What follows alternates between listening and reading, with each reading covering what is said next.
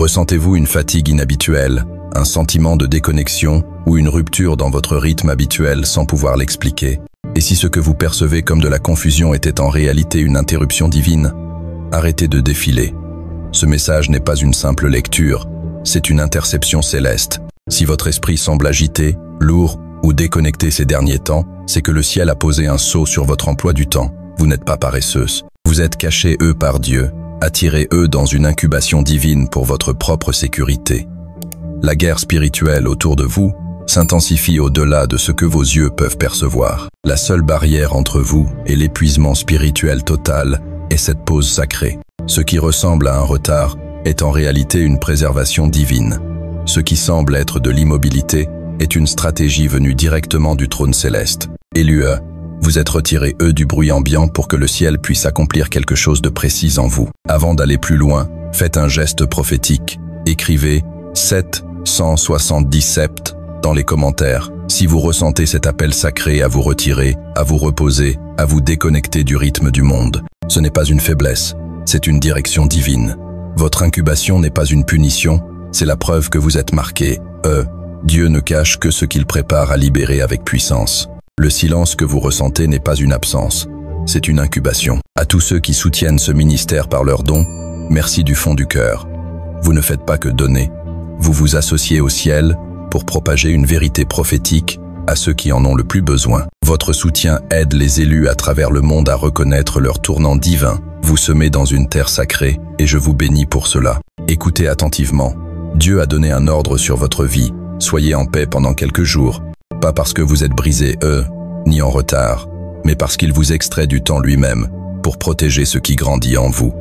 Les prochains jours ressembleront à un sommeil, une lenteur, mais dans l'esprit, quelque chose de puissant est en train de se consolider. Ce qui vient n'est pas de l'épuisement, c'est une élévation. Votre système nerveux reçoit cet ordre. Reste calme, je te guéris à la racine. Ce n'est pas un burn-out, c'est une chirurgie spirituelle. Si vous résistez, vous risquez de retarder la percée pour laquelle vous priez. Alors, restez ici, ne passez pas à autre chose. Dans les moments qui suivent, je vais vous révéler ce qui se passe réellement derrière cette immobilité et pourquoi votre destinée entière est protégée en ce moment. Vous n'êtes pas retardé, vous êtes délicatement placé, dans une incubation divine, un cocon intentionnel de restauration, de réinvention et de révélation. Votre vie semble en pause, mais le ciel agit avec une précision saisissante. Ce que vous vivez n'est pas une interruption, c'est une recalibration sacrée. Vous êtes conduite dans une immobilité si puissante qu'elle défie toute explication, spirituelle comme scientifique. La physique quantique nous enseigne qu'en silence, les atomes se réalignent et les systèmes retrouvent leur équilibre. Votre âme traverse ce même processus. Vous êtes-vous déjà demandé pourquoi votre force s'évanouit au moment où votre percée semblait proche? Pourquoi votre corps, autrefois plein d'ambition, réclame maintenant le repos? Et si ce que vous prenez pour un burn-out était en réalité une anesthésie divine? Ce n'est pas de la paresse, c'est un verrouillage sacré, orchestré par le ciel. Lorsque votre monde intérieur a besoin de plus qu'un simple repos, il réclame une résurrection. Comme le dit le psaume 23, 2-3. Il me fait reposer dans de verts pâturages, il restaure mon âme. Vous n'avez pas choisi de vous arrêter, Dieu vous a fait vous allonger. Tel un fœtus dans le ventre maternel, vous êtes en train d'être reformé, non sous les yeux du public, mais dans les profondeurs du silence divin. Vous ne fuyez pas votre appel, vous êtes attirés, plus profondément dans la forge sacrée de votre destinée. Chaque cellule, chaque neurone, chaque croyance en vous est en cours de réécriture. Ésaïe 64, 8 nous rappelle « Seigneur, tu es notre Père, nous sommes l'argile, et tu es le potier. » Ce n'est pas une simple poésie, c'est votre réalité actuelle. Dans ce cocon de silence, vous essayez de programmer des alarmes, mais le sommeil vous envahit. Vous tentez de vous étirer, mais vos membres semblent retenus par une force sacrée. Ce n'est pas une dépression, c'est une sédation divine.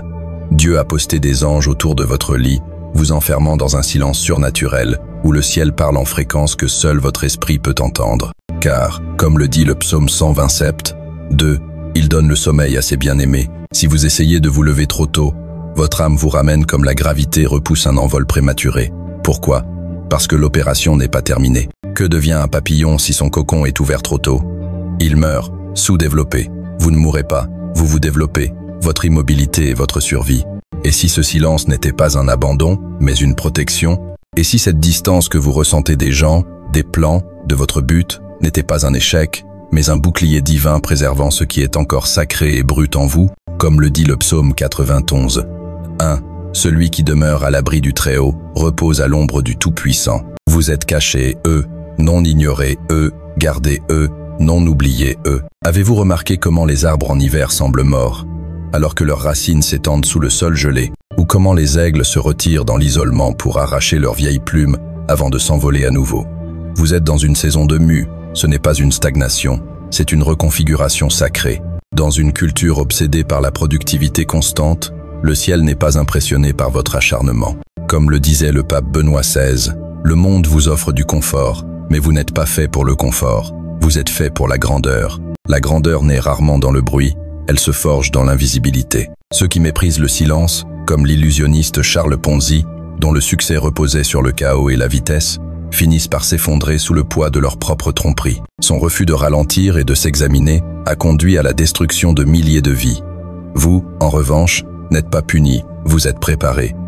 Dieu fait taire les voix extérieures pour que vous puissiez entendre la sienne. Proverbe 3, 5-6 vous assure, confie-toi en l'Éternel de tout ton cœur et ne t'appuie pas sur ta sagesse. Il aplanira tes sentiers. Avez-vous ressenti une lourdeur étrange récemment? Pas une tristesse, mais quelque chose de plus profond. Ce n'est pas de la fatigue, c'est la gloire qui commence à s'installer. Comme le dit 2 Corinthiens 4, 17, nos légères afflictions du moment présent produisent pour nous une gloire éternelle qui les surpasse de beaucoup. Ce que vous ressentez n'est pas un burn-out, c'est une accumulation divine, une pression avant la naissance. Une sage-femme nommée Myre, dans un village déchiré par la guerre, a dit à une jeune femme « Ta douleur n'est pas un échec, c'est l'annonce de la vie ». L'enfant qu'elle a aidé à naître est devenu un artisan de paix, reconstruisant des orphelinats au Rwanda. De la douleur est né un but, mais seulement parce que le silence a été honoré. Il en va de même pour vous. Vous avez été fortuit pendant si longtemps, protecteur, pourvoyeur, planificateur. Mais maintenant, le ciel déclare « Assez ». Dieu n'a pas besoin de votre force en ce moment. Il a besoin de votre abandon. Votre logique ne vous guérira pas. Vos efforts ne vous transformeront pas. Seul son touché peut accomplir ce que le temps ne peut faire. Oserez-vous rester immobile assez longtemps pour être transformé? Vous n'êtes pas simplement en repos, vous êtes sous une anesthésie divine. Votre corps peut être au lit, mais votre esprit voyage à travers des dimensions. Vous traversez des seuils que votre intellect ne peut nommer. Jérémie 33, 3 proclame « Invoque-moi, et je te répondrai. Je t'annoncerai de grandes choses, des choses cachées que tu ne connais pas. » Vous recevez des téléchargements divins, stratégies, plans, révélations. Vous ne vous souviendrez peu, être pas des rêves, mais vous ressentirez leur éclat. Comme Daniel, un sculpteur reclus qui dormait le jour et travaillait sous la lune, produisant des œuvres prophétiques d'une symétrie divine, vous devenez un canal de données divines. Vous vous réveillerez un matin avec un plan qu'aucun professeur n'a enseigné, une solution qu'aucun consultant n'a proposée, une idée trop parfaite pour être humaine. Votre voix n'a pas été créée pour répéter la peur ou imiter la culture. Elle est conçue pour percer les royaumes, briser les illusions, réveiller les âmes. Pourquoi vous sentez-vous réduit au silence? Être votre voix n'était-elle pas destinée aux foules, mais au royaume spirituel? Ésaïe 50, 4 déclare « Le Seigneur m'a donné une langue instruite pour soutenir celui qui est abattu.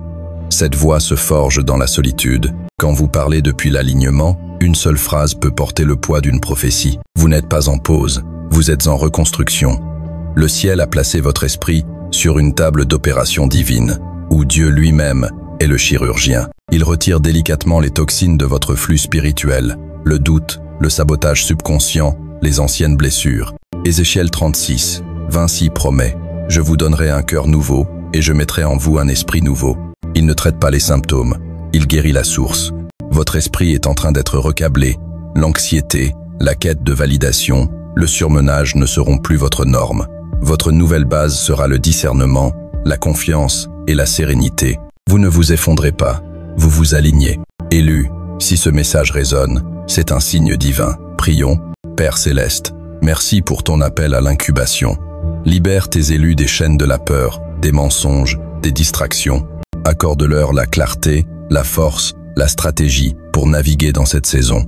Que leur voix devienne une arme, leur silence une forteresse, leur imagination un portail. Brise les retards, aligne leur cœur et que leur obéissance ouvre les voûtes du ciel. Au nom de Jésus, Amen. Si ce message vous a touché, écrivez « Amen » ou « 770 sept » dans les commentaires pour sceller votre alignement. Partagez ce message avec quelqu'un qui porte un feu silencieux. Abonnez-vous, non pour un algorithme, mais pour vous ancrer dans cette consécration. Votre heure est arrivée. Marchez dans votre appel avec audace. Que la paix vous précède comme un bouclier. Restez cachés, obéissants, consacrés, Le monde n'est pas prêt pour ce que Dieu construit en secret, mais bientôt, il le verra.